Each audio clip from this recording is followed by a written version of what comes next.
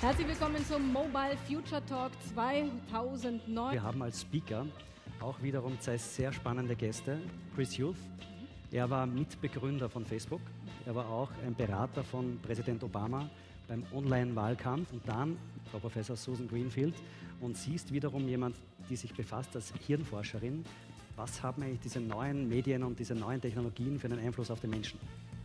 In the past, information was still created by a certain small group. With the network screen, it's also a revolution in creation. It means that everybody has a megaphone. What's unique about Facebook is that it's a place where people go to share real information about themselves and to connect to their real friends, their real family, and their real coworkers.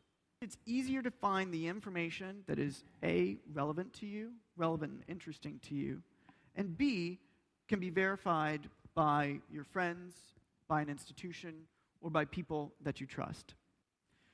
So what are all these people doing? They are doing political organizing, the global way of connecting people. And it's not just for the people that you're friends with now, it's also for people that you may have lost. Facebook is used for organizing in the midst of natural disasters because people are now not only creating information, but distributing it more broadly to the people that they care about. What is possible when an organization understands how it works? The Obama campaign was interested in using technology to empower everyday people to take the campaign into their own hands. We said, your voice is as important as our voice and even the candidate's voice. We listened to what they were saying to help us shape our own program. So we also connected and empowered. So over the course of the campaign, we had 200,000 grassroots events all across the country. We had 35,000 groups that sprouted up. These are real people, mostly in their 40s and 50s, who are sitting down face-to-face, no computers in the room, to talk about why they care. Technology is the way they get there, and technology is the way that they can participate, and it makes the entire process more efficient. But this is about empowering everyday people to share, connect, and eventually act. A networked world works together, whether it be employees, customers, consumer base, anyone else, it's almost irrelevant. The basic thing to understand is that the crowd has a wisdom. And it's up to us to invent the future. Chris has been showing you all about the technology. What I want to do is explore with you what's going to happen, perhaps to the generation that knows nothing other than this technology.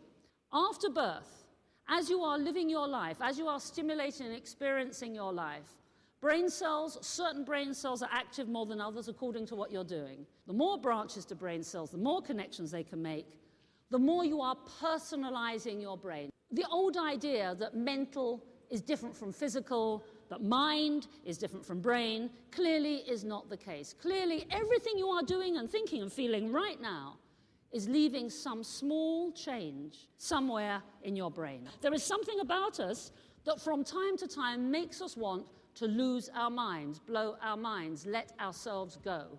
And the way we do that is to put ourselves in environments where we don't have to use the personalized significance of the connections and/or we tamper with them anyway and the way they work. Think of eating, think of gambling, think of the sensory press with schizophrenia. And I'd like to suggest what they all have, as well as an underactive prefrontal cortex, they all are putting a premium on senses over cognitive. The here and now over the consequences. And as we age, it tends to become more cognitive. We tend to think of the future rather than the immediate present. But it is inherent in our human brains, the potential, nonetheless, to switch. Consider this, that was published a little while ago in the British newspapers. Between a child's 10th and 11th birthday, 900 hours at school, just under 1,300 hours with mum and dad, and just under 2,000 hours in front of a screen. Now, given the sensitivity of the brain to the environment, I wonder what kind of brains these children will have. And so what might be happening in the brain? Well, very briefly, a higher IQ, where process trumps content, possibly a shorter attention span, a strongly sensory world, and one where you take it much more literally. The concept of metaphors is harder. Process over content, mental agility over significance, experience over the longer term. Perhaps a reduced meaning, possibly less empathy, Identity, perhaps, again, not as robust as it might have been otherwise. And either you could say more reckless, or you could say less risk-averse, according to which side of the camp you want to be. And I've said less risk-averse. So we are facing, at the brain level, either we could get it horribly wrong. We could end up with people just marooned, sitting in front of screens saying yuck and wow. Or we could be using that technology to, for the first time ever, each individual to realize their true potential. Is the social networking, like in Facebook, also doing a damage to the brain? I've never said there's damage to the brain. It looked like. No. I said the brain may be different. It's a value judgment whether you think it's good or bad. Okay. I think to a certain extent there is the same kinds of issues because I met someone once who said they had 900 friends. And I thought that was quite interesting because I've got about 10 friends in the world only. Yeah. And the challenge is to be able to map all of these out in a way that actually provides value to you, so that, you know, if you are going to visit a city and you have an acquaintance there, maybe you'll see them for dinner. Whereas, you know, when you have a close friend, you're probably going to want to have a different type of interaction. I think my concern is more for the upcoming generation, for whom the temptation to socialize via a screen is greater. And the reason it might be greater is, let's be honest, having an online, real-time, three-dimensional conversation with someone can be very stressful. They interrupt you. Yeah, you're trying to say something, they shout you down. If that's the case, then perhaps it will become more stressful to have this interaction, so you'll do it less, so you'll have more recourse to the two-dimensional. And that's what I think I'm worried about. Not the technology itself, but more how it might be abused by very young kids.